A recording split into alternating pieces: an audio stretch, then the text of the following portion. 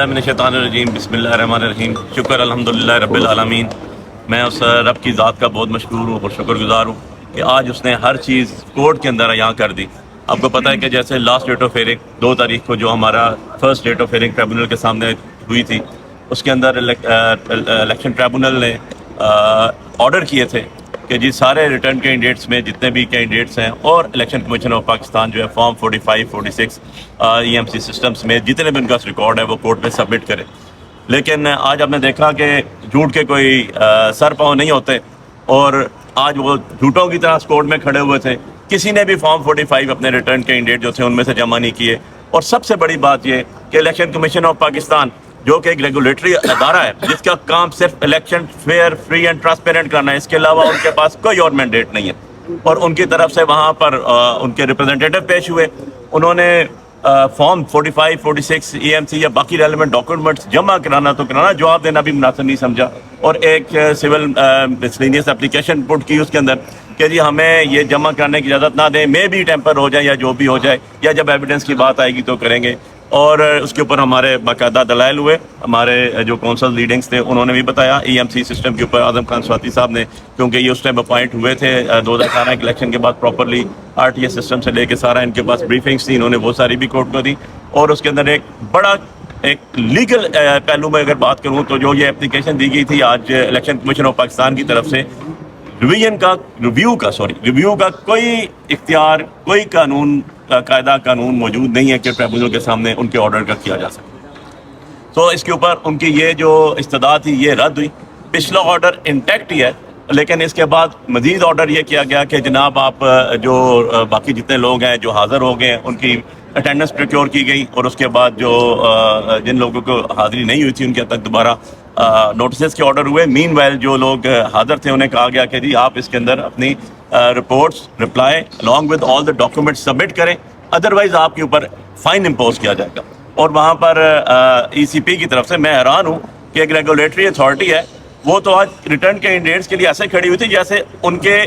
مقرر کردہ وکیل ہیں یا ان کے پے روڈ پہ آئے ہوئے ہیں۔ جو government of Pakistan public exchequer کے پیسے کے اوپر جو ادارہ چلتا ہے، جس کا کام ریگولیٹ کرنا ہے، جس کا کام انصاف کے ساتھ الیکشن کرانا ہے، اور آج تو ان کی جگہ کوئی اور ایماندار افسر ہوتا تو وہ آ کے اپنے ڈاکومنٹس کہتا کورٹ کے آرڈر کو ہم اوبے کر رہے ہیں، فالو کر رہے ہیں، اور کورٹ آرڈرز جو ہے ہم اس کے مطابق فارم سارے سبمٹ کر رہے ہیں، سر انالیسس کرا رہے ہیں، جہاں مرضی چلے جائیں، جس مرضی کے پاس چلے جائیں، فرانس کرا لیں، پاکستان میں کرا لیں، پاکستان سے باہر کرا لیں۔ لیکن بڑا افسوس ہوا کہ ہمارے ادارے اس نہج پہ پہنچ چکے ہیں، اس کارنر پہ پہنچ چکے ہیں، اتنی پستی پہ گر چکے ہیں کردار کی، کہ آج وہ ریپرزینٹ انہوں نے کیا کیا ان لوگوں کو جو ریٹرن کینڈیڈیٹ تھے، جنہوں نے اپنا جو ریٹرن کینڈیڈیٹ بنائے گئے، جن کو میں یہ کہتا ہوں جن کو بنایا گیا، جن کے بارے میں آپ نے کل کی رپورٹ آپ نے دیکھ لی کہ اس کے بڑا کلیئر آ گیا کہ جو دوسرے نمبر پہ بھی نہیں، تیسرے چوتھے نمبر پہ تھے، اور ان کو اٹھا کے لایا گیا۔ یہ عوام کی امانت ہے، یہ عوام کا مینڈیٹ ہے، یہ ان کی امانت پہ خیانت کی گئی۔ اور اس سامنے قانون ساز اسمبلی جو پاکستان کا سب سے بڑا ادارہ ہے،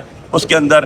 قرآن کے اوپر جھوٹے حلف اٹھا کے لوگوں کو بٹھایا گیا۔ ان سے آپ توقع کرتے ہیں کہ یہ لوگوں کا حق ادا کریں گے، یہ لوگوں کو ریپرزینٹ کریں گے، جن کو لوگوں نے اپنا نمائندہ ہی نہیں مقرر کیا۔ تو ہوپفلی اب اگلی تاریخ 28 آئی ہے، اس کے سے پہلے جو ہے انہوں نے اپنی جتنی رپورٹس ہیں وہ سبمٹ کرنی ہے۔ اور ایک چیز اور یہاں پر واضح کرتا چلوں کہ آنریبل کورٹ نے ان سے کہا گیا کہ سر ایویڈنس ہوگی، لمبا کام ہے، ایسے ہوگا ویسے ہوگا، اور انہوں نے کہا کہ نہیں، جو ٹائم پرسکرائبڈ ہے اس کے اندر، جو اس کے اندر ہی یہ فیصلہ ہوگا انشاءاللہ۔ اور آپ دیکھیں گے کہ دودھ کا دودھ اور پانی کا پانی ہوگا، اور ان کو سے صرف مینڈیٹ جو ہمارا چوری کیا گیا، جو آپ لوگوں کی امانتوں میں خیانت کی گئی، وہ واپس خالی نہیں آئے گی، بلکہ ان کو سزائیں بھی ہوں گی۔ اور اس میں جو لوگ ملوث ہیں ان کے خلاف بھی جو بھی ادارے کے لوگ جنہوں نے اپنے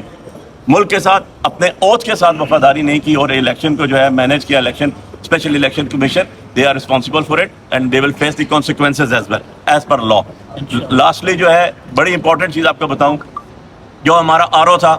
جو ADCG اسلام آباد تھا اور آج بھی یہاں بیٹھا ہوا ہے، جس نے آج تک ہمیں شکل دکھانا گوارا نہیں کی، ہم نے ہر پٹیشن میں اس کو طلب کیا، وہ کبھی بھی عدالت میں حاضر نہیں ہوا، اور آج تو ابن نواب بن کر یہاں پر آنا بھی مناسب نہیں سمجھا۔ اس کے لیے باقاعدہ جو ہے جج صاحب نے بڑا سیریس آبزرویشن بھی دی ہے کہ ADCG جو ہمارا RO ہے وہ یہاں پر حاضر نہیں ہوا، اس کی طرف سے کوئی بندہ بھی حاضر نہیں ہوا۔ تو آئی ہوپ کہ نیکسٹ ٹائم جو ہے وہ بھی ذرا ہم بھی تو دیدار کریں اس کا کہ ADCG صاحب آپ اختیارات استعمال کرتے ہیں، پبلک ایکسچیکر کا پیسہ استعمال کرتے ہیں، آپ عوام کے خادم ہیں, آپ عوام کے گلے کیسے کاٹ سکتے ہیں؟ سر امتیاز عدالت نے کہ بیرون ملک سے بھی اس کا فرانزک کروایا جا سکتا ہے اور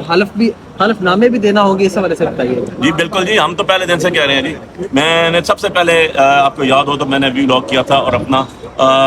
سوشل میڈیا کے اوپر سب سے پہلے میں نے اپنے فارم 45 رکھے تھے اور میں نے کہا تھا یہ قوم کی امانت ہے, یہ عمران خان کی امانت ہے, یہ ان کی ووٹیں ہیں, یہ جہاں مرضی بھیج دیں, جس مرضی ملک میں بھیج دیں, صرف ایک کنڈیشن ہونی چاہیے کہ ایمانداری سے اس کے اوپر ٹرانزیکٹ ہونا چاہیے. بس آپ, اب میں نے تو دیکھ ہی لیا نا, ہم نے ای سی پی کا حال آج دیکھ لیا کہ ای سی پی نے آج آ کے ریپرزینٹ کس کو کیا, جو ہارے ہوئے لوگ تھے ان کو ریپرزینٹ کیا. انہوں نے اپنے پیپرز, اپنے ڈاکومنٹس کورٹ میں جمع کرانے, سیل کرا دو یار. آپ سیل کر کے رجسٹرار کی مہر مار کے رکھتے, آنریبل کورٹ ہی کھولے گی اس کو, اور کوئی نہیں کھولے. پر بڑی انفارچونیٹ بات ہے, اور انشاءاللہ میں بہت مسروق ہے مجھے, اور بہت ایمان ہے میرا اللہ کی ذات پہ اور کورٹس کے اوپر بھی کہ انصاف پورا ہوگا, لوگوں کو ان کا حق. علی بخاری صاحب بتائیے گا کہ